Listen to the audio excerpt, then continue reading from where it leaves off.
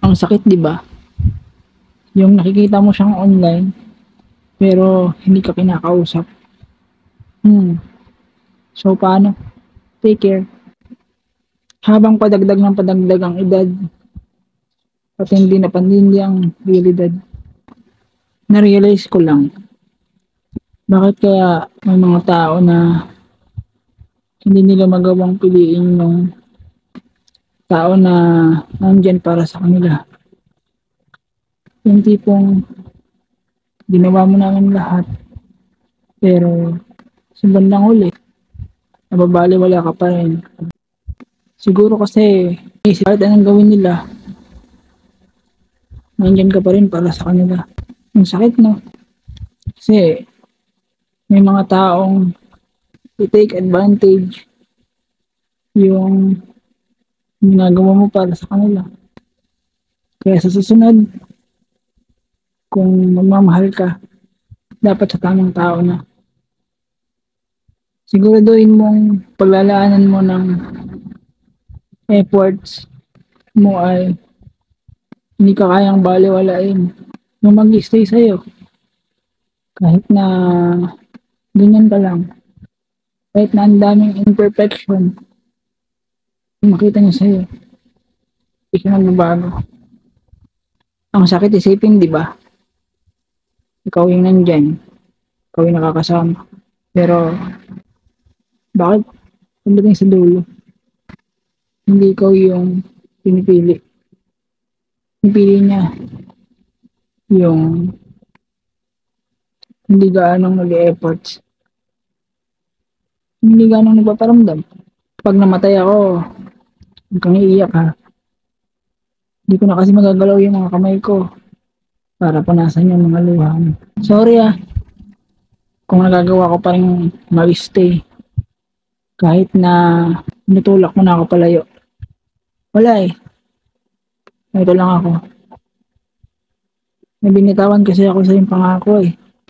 Ayaw na ayaw kong baliin yun. Alam mo naman, may isang salita tayo. Kaya kung ano yung pinangako ko sa'yo noon, ganun pa rin yun hanggang ngayon. Napalagi pa rin ako nandito para samahan ka sa lahat ng pagkakataon. Depende na sa'yo kung gusto mo rin akong samahan. Sa pagtaak ng landas, kung saan ako makakabilang. So, paano? Take care. Ingatan mo sarili mo ha. Kasi, wala ako. Wala ako dyan sa tabi mo. Para, dumayan ka. Pero asahan mo, kahit na hindi pa tayo nagkita, nanatili ako nandito para sa. Sabi nila, huwag ka daw papasok sa isang relasyon kung hindi ka pa naman daw stable, wala ka daw pera. Tanong ko lang, noong unang panahon ba, mahalaga ba sa tao yung mayaman ka o may pera ka? Hindi naman, di ba? Kasi ang pagmamahal o ang pagpasok sa isang commitment ay hindi naman nasusukat sa kung gaano karami yung pera mo. Wala yan doon, wala yan. Kasi ang tunay na pagmamahal,